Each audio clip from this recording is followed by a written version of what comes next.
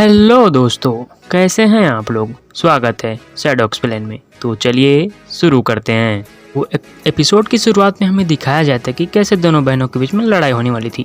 यहाँ पर हिमारी की बहन कह रही होती कि मैं तुम्हें वार्निंग दे रही हूँ हिमारी, मुझसे जीत नहीं पाओगी। लेकिन तब तक यूकी आता है और ज़ोरदार पंच मारता है। यह पंच इतना ज़्यादा पावरफुल रहता है कि उसे पता भी नहीं चला कि आखिर वो लोग इतनी तेज़ी से कब और कैसे आए। और सोच रही थी कि अचानक ये सब क्या हो गया। तब अपनी स्पेशल एबिलिटी का इस्तेमाल करती है जिसका नाम होता है गोल्डन हावर, और ये 5 सेकंड के लिए रिमाइंड कर देता है, मतलब 5 सेकंड के लिए टाइम को वापस कर चुका रहता है। फिर हमें दिखाया जाता है कि सबको पता चल गया था कि वक्त पीछे चला गया है, और इधर ये कह रहे होते कि तुम्हारी फ्लैशी मूव्स मेरे ऊपर काम बिल्कुल भी नहीं करने वाले हैं। और यहाँ पर यह थकी हुई थोड़ी सी लग रही होती है, इसलिए वह यूकी को ऑर्डर देती है हिमारी की चलो अभी मौका है। और वो काफ़ी तेज़ी के साथ हवा में कूदता है, और इधर इसके पास गन भी रहता है, तो ये गन बाहर निकाल लेती है।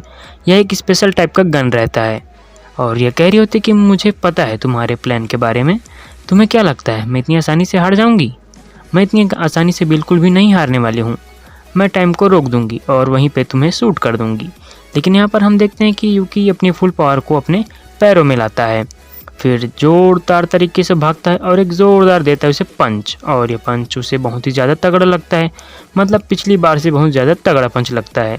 लेकिन यहाँ पर इतनी आसानी से हार बिल्कुल भी नहीं मानने वाली थी, क्योंकि यह हिमारी की बहन रहती है और फिर से गोल्डन हावर का इस्तेमाल करती है, जिससे 5 सेकंड के लिए टाइम स्टॉप करने वाली थी। लेकिन तब तक देखती है कि कैसे वक्त रिवाइंड हो चुका है रहता है, और वापस से वक्त रिवाइंड हो गया था। तो इस तरफ ये कह रही होती कि तुम हवा में हो, रुको मैं तुम्हें मारती हूँ। और इसका प्लान ये रहता है कि हवा में उन्हें रोक देंगे, मतलब टाइम को स्टॉप कर देगी 5 सेकंड के लिए, और फिर गन से शूट कर देगी।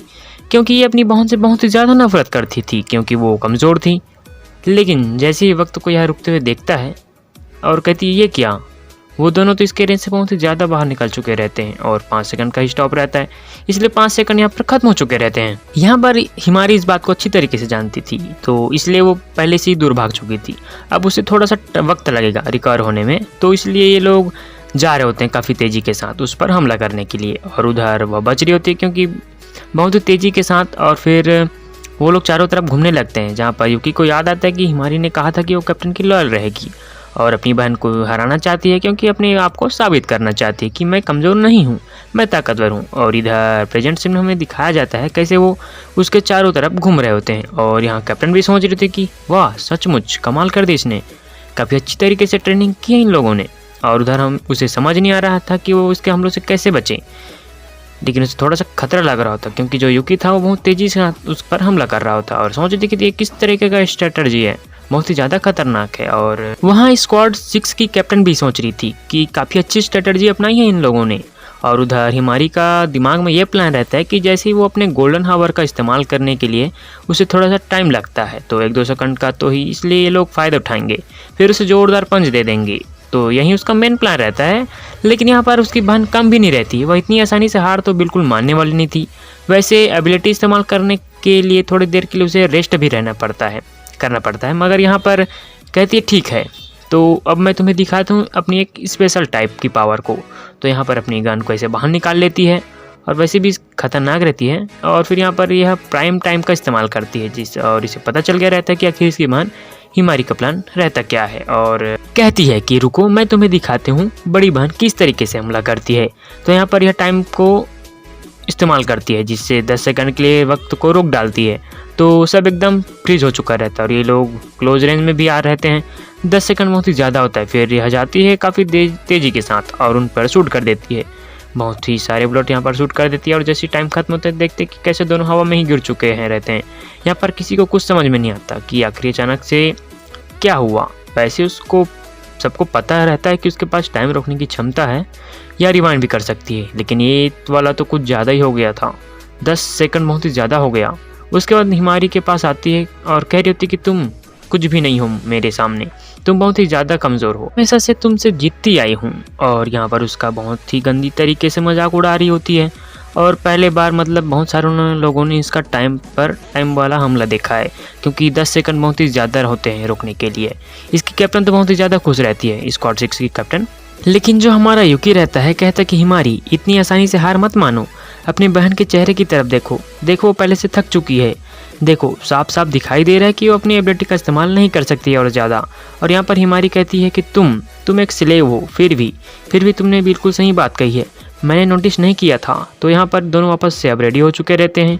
हिमारी की बहन को थोड़ा सा शौक लगता है क्योंकि उसने अपनी बहन का जो बल होता है उसे थोड़ा तोड़ दिया रहता है। लेकिन यूकी की वजह से वह लोग वापस खड़े हो गए थे और कहते कि ठीक है, अपने कमांडर को निराश बिल्कुल भी मत करना।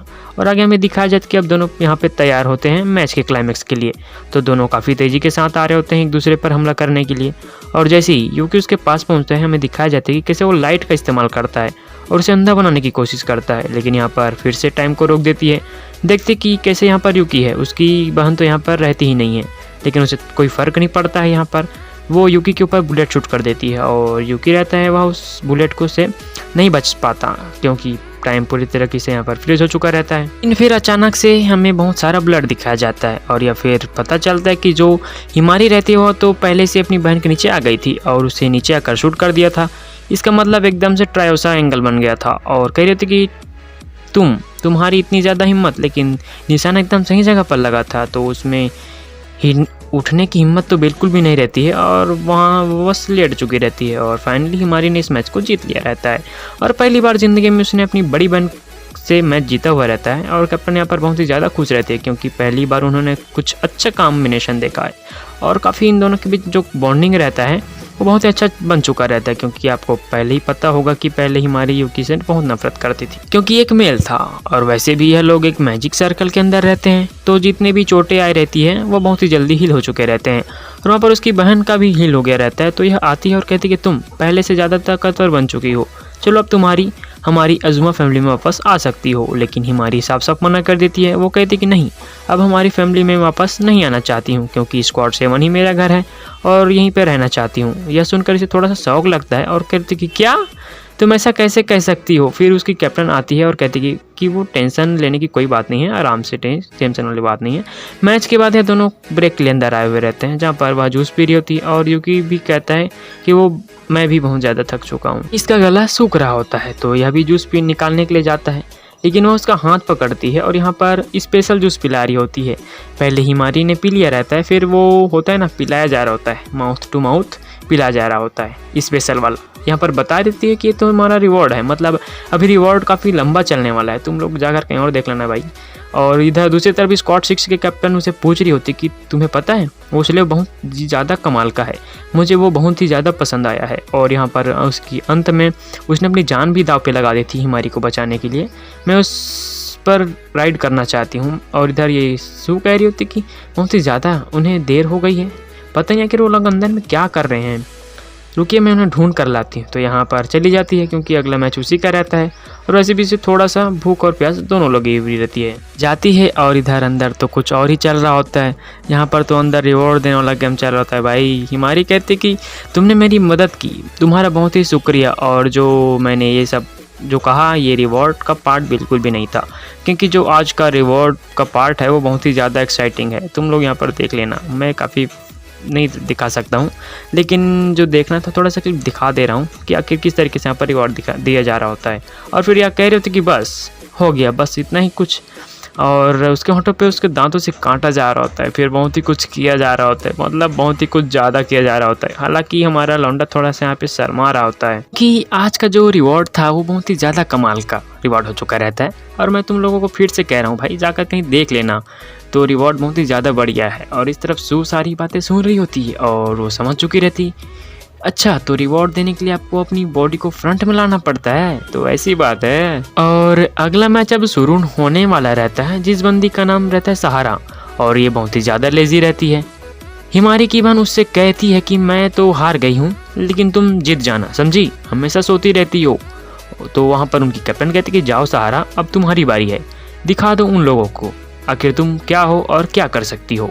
लेकिन यहाँ पर हमें कुछ लोगों को दिखाया जाता है जो काफ़ी ज़्यादा खतरनाक लग रहे होते हैं, काफ़ी ज़्यादा पावरफुल। और ये एपिसोड यहीं पे ख़त्म होता है। अगर ये वीडियो आपको पसंद आई होगी तो लाइक कीजिए, कमेंट कीजिए, अपने दोस्तों के साथ शेयर कीजिए। मिलते हैं किसी और वीडियो में, तब तक के लिए टाटा बाय बाय सायोनारा।